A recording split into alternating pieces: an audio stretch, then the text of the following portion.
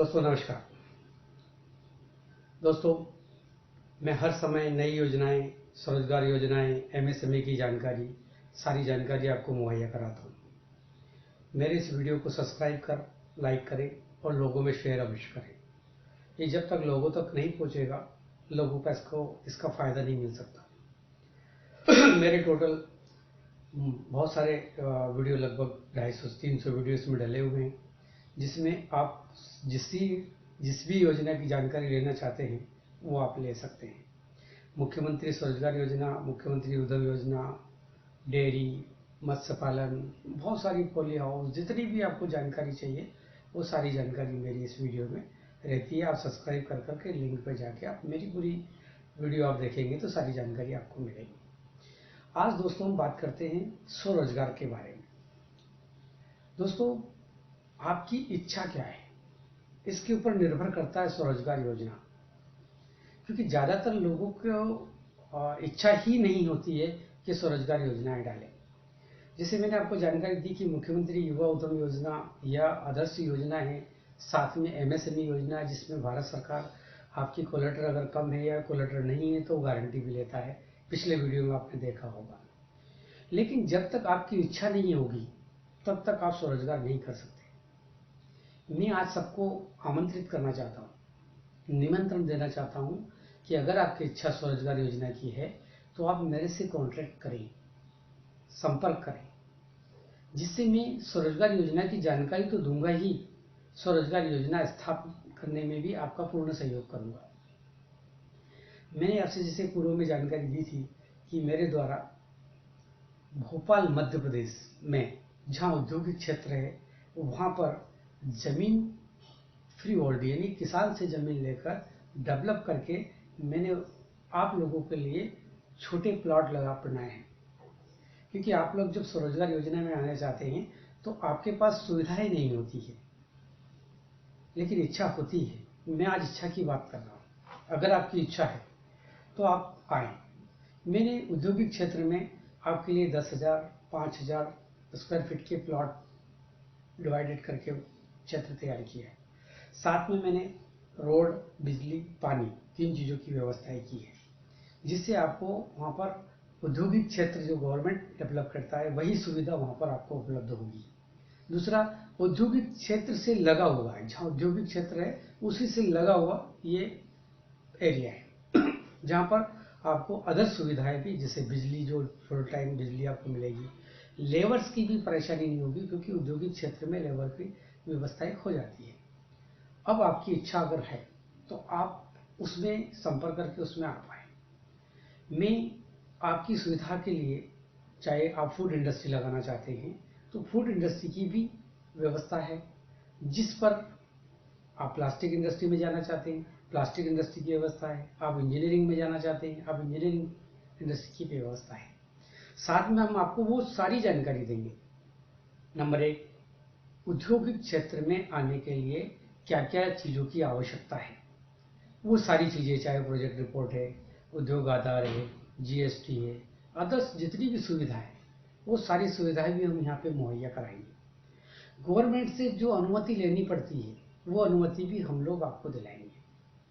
तीसरा, जो खास बात ये है कि अगर आपके पास पैसा नहीं है तो जो हम लैंड उपलब्ध कराएंगे वो भी हम मिनिमम एक कास्ट जो होती है, रजिस्ट्री कास्ट है या पेपर खर्च छोड़ के, बाकी हम आपको क्रेडिट में उपलब्ध कराएंगे, जिससे आप परिवार के ऊपर बोझ न बन सकें। बहुत कम राशि में हम आपका औद्योगिक के लिए ज़मीन उपलब्ध करा देंगे। दूसरा, आप जो प्रोडक्ट चॉइस करते हैं, अगर वो भी आपके समझ में नहीं आ रहा है तो हम प्रोडक्ट चॉइस में भी आपकी पूर्ण मदद करेंगे कि आप क्या प्रोडक्ट डालेंगे और किसका बाजार बहुत अच्छा है, किसका मार्केट बहुत अच्छा है, जिसमें आपको सर्वाइव करने में ज़्यादा टाइम ना लगे। तीसरा, उद्योग स्थापन करने के लिए अगर आपको बिल्डिंग बनाना है, शेड तैयार करना है, बिजली लगाना है, वो भी हमारी तरफ से आपको उपलब्ध कराई जाएगी, जो फाइनेंस के आधार पर हमको हमारी राशि प्राप्त होगी। तीसरा, अगर मशीन की आपको जानकारी नहीं है तो हम देशी और विदेशी दोनों मशीन की जानकारी आपको देंगे, जिसके अंतर्गत आप जो मशीन आपको अच्छी लगेगी वो मशीन के कोटेशन हम जारी कर आपको वो मशीन उपलब्ध कराएंगे। उस मशीन को बुकिंग से लेकर के मशीन स्थापना तक आपको ऐसे व्यक्ति देंगे जो आपको पूर्ण सहयोग करे और मार्केट में जो आप लाते हैं उसकी कास्ट से कम राशि में हम आपको उपलब्ध कराएंगे, जिससे आपको बहुत सारी जगह भटकना ना पड़े। जो भटकने वाली राशि है वही एक कंसल्टेंसी चार्ज होता है, उस चार्ज में आपकी सारी व्यवस्थाएं वहां पर उपलब्ध कराएंगे। तीसरा, बिजली, चूंकि हम सर्वर लाइन तो दे चुके होते हैं, अंदर अगर आपको बिजली की व्यवस्था है वो भी हम उपलब्ध कराएंगे। सबसे बड़ा, ये सब राशि फाइनेंस के आधार पे ही आपको हमें भुगतान करना है। बैंक से फाइनेंस भी हम ही करवाएंगे और उस फाइनेंस के आधार पर आप लैंड का कास्ट, बिजली कास्ट, शेड का कास्ट, मशीन कास्ट आप हमको भुगतान करेंगे। उसके बाद आप जब कंपनी स्टार्ट करते हैं, 1 साल तक आपको बैंक को इंस्टॉलमेंट देने की आवश्यकता नहीं है। 1 साल तक बैंक मोरेटाइम आपको देगा। उस मोरेटाइम के बाद बैंक की इंस्टॉलमेंट चालू होगी। अगर इस बीच आपकी पूरी व्यवस्थाएं जम जाती है तो आपका मार्केट में सर्वाइव शुरू हो जाता है, मार्केट में आपका माल बिकना शुरू हो जाता है। उसके बाद ही बैंक को आपको उसका ब्याज या मूल किस्त देना शुरू करना पड़ता है, उसके पहले आपको नहीं देना होता है। तीसरा, जो जमीन हम देते हैं आपको वो फ्री होल्ड है। शासन जो देती है वो लीज पे देती है, यानी लीज मीन्स किराए पे देती है। हम देते हैं वो फ्री होल्ड देते हैं। अगर हम आपको लैंड देते हैं वो सारी गवर्नमेंट की जितनी भी सहमतियां होती है वो सब लेने के बाद देते हैं, चाहे डाइवर्शन हो, चाहे पंचायत की एनओसी हो, नक्शा पास हो, ऐसी जितनी भी जो गवर्नमेंट की चीजें होती हैं वो सब उपलब्ध करा के फिर हम आपको जमीन उपलब्ध कराते हैं। साथ में आप अगर प्रोडक्शन करते हैं और प्रोडक्शन जब होने लगता है और मान लो आपको मार्केट में दिक्कत होती है तो उसके लिए हम लिंक इंडस्ट्री बनाते हैं। लिंक इंडस्ट्री में आपको समझ में नहीं आया हो तो मैं आपको विस्तृत से बता दूं। लिंक इंडस्ट्री मतलब अगर कोई व्यक्ति गेहूं खरीदता है, स्टॉक करता है, वो आपसे लिंक होगा। स्टॉक के बाद जो ग्रेडिंग करेगा वो आपसे लिंक होगा। उसके बाद आप फ्लोरिंग अगर आटा तैयार करते हैं वह व्यक्ति भी आपके साथ लिंक होगा। जो मार्केट में सर्वाइट सेल करता है वो व्यक्ति भी आपसे लिंक होगा। इसका मतलब हर उद्योग एक दूसरे से लिंक होंगे तो आपको मार्केट में सामान बेचने की आवश्यकता नहीं पड़ेगी, और बेचेंगे तो आपके पास मार्केट में टेंडर्स ढूंढने की आवश्यकता नहीं, वही मार्केट सर्वाइव कर लेगा और आप उस मार्केट को आराम से सर्वाइव कर सकते हैं। दूसरा, लीज की जो जमीन होती है जब आपको उद्योग नहीं चलाना होता है तो वो सरेंडर करनी होती है। सरेंडर मीन्स वापस भारत सरकार को वापस करनी होती है, जिससे वो किसी और को अलर्ट कर सके। लेकिन उस दौरान आपको एक बहुत कम राशि रिफंड होती है। लेकिन हम जो आपको उपलब्ध कराते हैं वो आपकी अपनी प्रॉपर्टी है। आप जब भी उद्योग नहीं चलाना चाहते हैं तो आज अगर हम आपको 300-350 रुपए में देते हैं स्क्वायर फीट, अगर आप 2 साल या 3 साल बाद उसको सेल करना चाहेंगे तो ये लगभग 3 गुना राशि हो जाती है, जिससे आपको कभी भी लॉस नहीं होता, रिस्क नहीं होता, और वो आपकी अपनी लैंड है। उद्योग से क्षेत्र से आप कन्वर्ट लेकर रेसिडेंस में जा सकते हैं। कुछ और भी अगर करना चाहते हैं तो उस क्षेत्र में आप कर सकते हैं, क्योंकि ये आपकी अपनी भूमि है।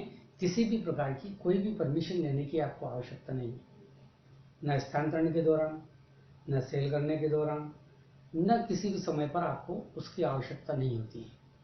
तीसरा, जब आप औद्योगिक क्षेत्र में आकर के इंडस्ट्री जब रन करते हैं तो कच्चे माल के लिए भी बैंक फंड उपलब्ध कराता है, जिससे सर्वाइव करने में आपको दिक्कत नहीं होती है।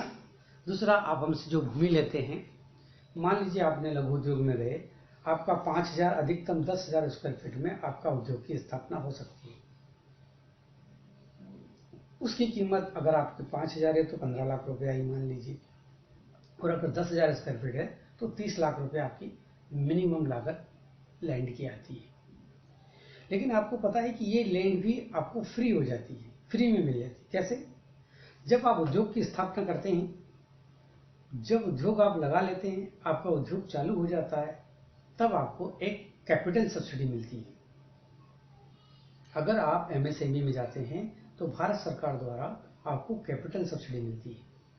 उस कैपिटल सब्सिडी 40% यानी 40% वो सब्सिडी होती है। अगर आपने 2 करोड़ का प्रोजेक्ट लगाया जिसमें मशीन 1 करोड़ की अगर आपकी आई तो आपको 40 लाख रुपए की सब्सिडी मिलेगी।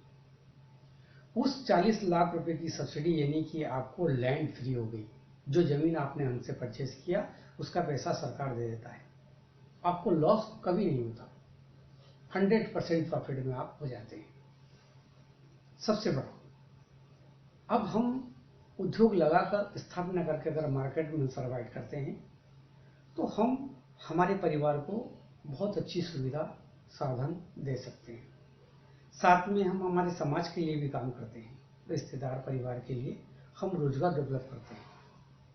अगर हमने 2 करोड़ रुपए का प्रोजेक्ट लगाया, मिनिमम इंडस्ट्री के अंदर 25 लोग 25 लोगों को आप रोजगार देंगे और बाजार पर कच्चा माल लाना और बना हुआ माल बाजार में बेचना, इस बीच में लगभग आप कम से कम 100 से 200 लोगों को रोजगार देते हैं।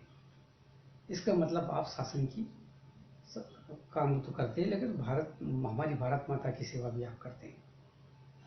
ये सबसे बड़ा पुण्य का काम आप करेंगे।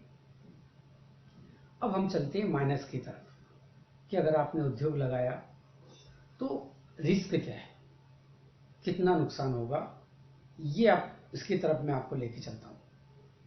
अगर मान लो आपने उद्योग लगाया तो शुरू में जो 10% 15% जो राशि खर्च आती है, अगर आप स्कीम में जाते हैं तो 5% राशि खर्च आती है, और अगर आप डायरेक्ट एमएसएमई में जाना चाहते हैं, किसी स्कीम में नहीं जाते हैं, तो 10% या 15% के आसपास आपकी लागत आती है। उस राशि के लिए आप परिवार से, पिता से, भाई से, बंधु से एक इनसिक्योर लोन जिसको बोलते हैं, उधार के रूप में आप ले लीजिए। जब आपका फाइनेंस होता है उस दौरान वो उधार की राशि आप वापस लौटा दीजिए, तो आपकी रिस्क हो गई 0। आपने परिवार से जो लिया वो आपने परिवार को लौटा दिया। अब आप अकेले खड़े, आपको किसी की जरूरत नहीं है, क्योंकि आपका सबसे बड़ा पार्टनर आपको मिल जाता है, वो है बैंक। सबसे बड़ा पार्टनर आपको बैंक मिल जाता है और आप आराम से सर्वाइव कर सकते हैं। माइनस 3 साल के अंदर आपको कैपिटल सब्सिडी मिल जाती है। पहले साल 20%, दूसरे साल 10%, फिर तीसरे साल 10%। 3 साल में आपको 40% सब्सिडी, 40% सब्सिडी आपको मिल जाती है। 1 साल तक आपने बैंक इंस्टॉलमेंट नहीं दिया, 2 साल और आप लगे, आपकी बैंक इंस्टॉलमेंट रन हो गई। बैंक का अधिकतम फाइनेंस 7 साल, मिनिमम 5 साल के लिए होता है। 1 लाख रुपए पर बैंक की इंस्टॉलमेंट 2200 रुपये आती है अगर 5 साल है, और अगर 7 साल है तो 1800 रुपये के लगभग इंस्टॉलमेंट आती है। वो जो टर्म लोन होता है, वर्किंग कैपिटल तो आप जितनी यूज करेंगे उतनी ही आएगी, और बाकी आपके ऊपर कोई इंस्टॉलमेंट उसमें नहीं आती है, सिर्फ टर्म लोन की आती है। 5 साल तक अगर आपने उद्योग चलाया, 5 साल में बैंक का ऋण समाप्त हो जाता है। और हम जो बैंक से पैसा लेते हैं, 100 रुपये अगर हमने बैंक से लिया और 5% भी अगर हम कमाते हैं, तो बैंक को हम 85 पैसा 90 पैसा के आसपास देते हैं महीने, और हम 2 टर्नओवर कर लिया तो लगभग 8.5 रुपये के आसपास हम कमाते हैं। तो आप सोच सकते हैं कि हमने कितना कमाया, नुकसान बिल्कुल नहीं हुआ। लेकिन इसके बावजूद भी अगर आपको लगता है कि नहीं चली, नुकसान हो गया, बंद हो गया, तो हम क्या करेंगे? ऐसी स्थिति में आप देखेंगे कि एक, आपका जेब से कुछ नहीं गया, आपने जो खरीदा वो भारत सरकार द्वारा आपको सहायता के रूप में मिला, जो कैपिटल सब्सिडी के रूप में था, जिसमें आपके पास लैंड फ्री हो गया।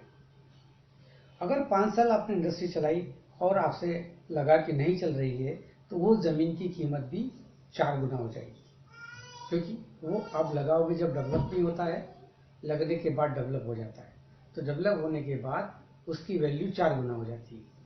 तो जितना आपने उद्योग में लगाया उसकी वैल्यू सिर्फ लैंड और बिल्डिंग की होगी। अगर लैंड बिल्डिंग को भी आपने सेल किया तो वो आपका नेट प्रॉफिट हो गया।